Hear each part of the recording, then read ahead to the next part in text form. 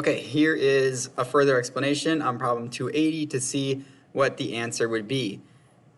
This is a parallelogram, and the way that I picture these parallelograms to find the area is I take the piece here and I'm going to slide it over to where it looks like it's missing over here.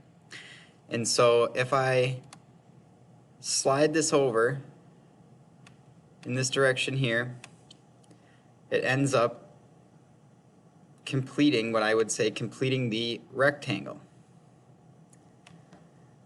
And then we got to kind of use our imagination here. Well, if that piece slides over here, it's no longer over here. And so I have this rectangle that is 9 by 4. And I know to find the area of a rectangle, it is 9 times 4. And that's going to give me 36. And that would be my area of this parallelogram.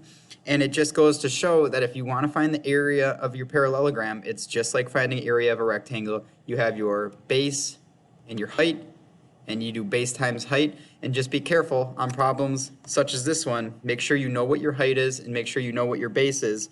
The height should always go from parallel line to parallel line, and your base should always be one of the parallel lines. Okay? If you want to see more examples from part 280, just let me know.